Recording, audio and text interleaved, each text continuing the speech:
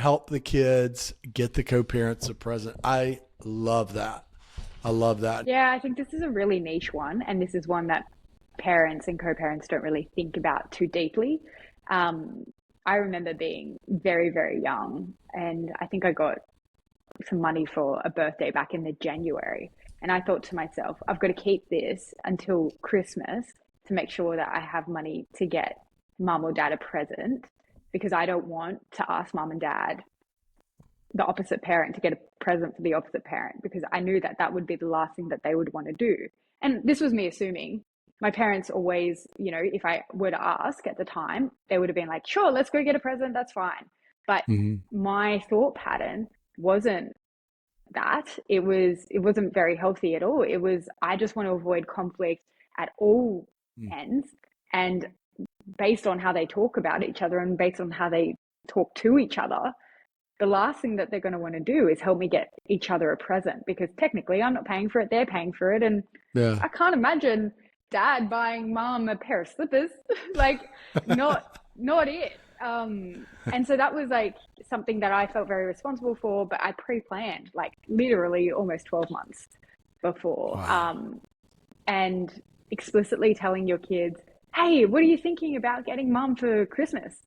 Can I help you? Like, we'll make sure that on that day that I'm with you, we'll go to the shops. I want to know what you want for Christmas.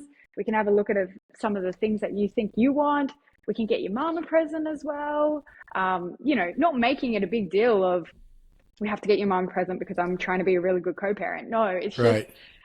we're going to really seamlessly, I'm going to help you out in how you want your holiday to go and so that you have something to give your mom or your dad on Christmas Day or, if their birthday's around the holiday period, same goes.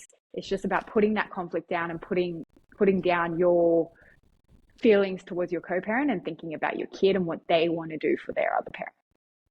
I think that's so important. My ex and I, we don't do everything correct in co-parenting, but we have done that. And, I think it's so, I don't know how she feels, but I imagine she feels the same way. I think it's so important to take the stress off the kid. And we kind of unspokenly have set a budget. And so let's say it's, I don't know, for whatever occasion it is, whether it's her birthday or Christmas or whatever it may be. And maybe it's $100 or $150 or $50, whatever it is. And now I have two boys and, you have to remind them over and over and over again. And so I'm constantly sending texts about a month out. Hey, y'all got to start thinking about presents for your mom for Christmas. And then, it's a weekly reminder. And then it goes to a couple times a week, 3 times a week, every day. But I think that is so important and try to just take the stress off them.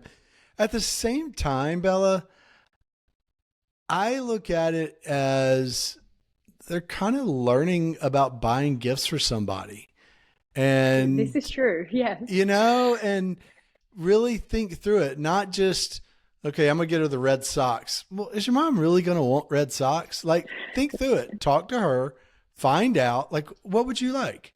What would you need? And, and you really try to be nosy, be inquisitive, try to find out yourself, like, what would your mom like? Like, what would make her life easier? What would she get a pleasure from having from you two? And is it awkward being a parent and buying your ex a gift? Yeah, it is. But I think it's one of those things, Bella, where it's not about you. It's about the kids, right? That's exactly right.